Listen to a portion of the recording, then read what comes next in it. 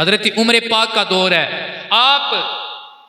خطبہ حج ارشاد فرما رہے ہیں، آپ نے فرمایا سواد بن کارب میرے نبی کا صحابی یہاں آیا ہے، ان کے قبیلے کے بندوں نے ساتھیوں نے بتایا کہ سواد نہیں آیا، اگلے سال پھر آ جایا۔ حضرت عمر فاروق رضی اللہ تعالی عنہ آپ نے فرمایا سواد آیا ہے، سواد بن کارب یہاں پہ حاضر ہے، تو سواد بن کارب کہتے ہیں میں کھڑا ہو گیا، تو حضرت عمر فاروق نے فرمایا اے سواد آج میرا دل کرتا ہے کہ تو اپنے ایمان لانے کا واقعہ اس بڑے مجمع میں بیان کرے تاکہ لوگوں کو میرے نبی کی شان کا پتہ چل جائے، لوگوں کو میرے نبی کی عظمت کا پتہ چل جائے۔ تو اب وہ واقعہ حضرت سواد بیان کرنے لگے۔ سواد بن کارب کہتے ہیں میں ہندوستان کی زمین میں تھا،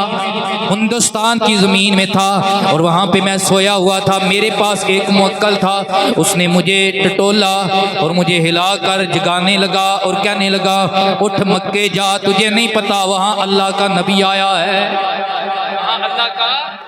نبی آیا ہے۔ کہتے ہیں میں نے آئی گئی کر دی، دوسرے دن پھر سویا، ہاں میں مجھے وہ میرا موکل ملا، اس نے کہا میں تجھے کہہ رہا ہوں اٹھ مکے جا،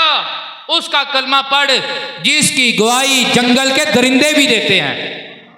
اس نبی کا کلمہ پڑھ۔ کہتے ہیں میں نے آئی گئی کر دی، پھر تیسری رات آئی،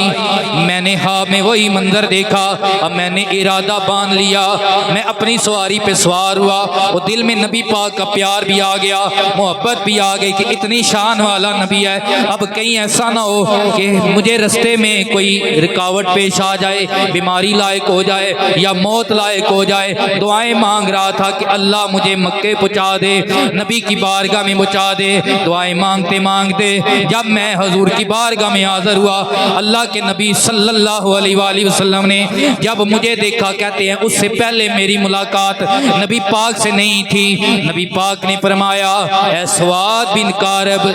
تجھے مرحبا، تو جن رستوں سے آیا ہے، سواد بن کارب تجھے مرحبا، تو خیر سے آیا ہے، اور جو تو نے شعر سوچے ہیں نا وہ بھی مجھے بیان کر، جو تو نے شعر سوچے ہیں وہ بھی مجھے بیان کر۔ اللہ اکبر۔ حضرت سواد بن کارب رضی اللہ تعالی عنہ عرض کرنے لگے یا رسول اللہ میری ملاقات نہیں ہوئی، آپ میرا بھی نام جانتے ہیں اور میرے باپ کا نام بھی جانتے ہیں۔ نبی پاک نے فرمایا صرف اتنا ہی نہیں، میں تو اس موکل کو بھی جانتا ہوں جو 3 راتیں تجھے جگاتا رہا ہے، جو 3 راتیں تجھے جگاتا رہا ہے، میں تو اس موکل کو بھی جانتا ہوں۔ اب اس آیت اور اس واقعے کو لے کر ہمیں یہ اپنا عقیدہ پختہ کر لینا چاہیے کہ اللہ کی عطا سے اللہ کے نبی غیب کا علم پڑھ لے، جو ہو چکا ہے جو ہوگا حضور جانتے ہیں، جو ہو چکا ہے جو ہوگا پڑھیے حضور جانتے ہیں، کہاں ہے عرش معلا حضور جانتے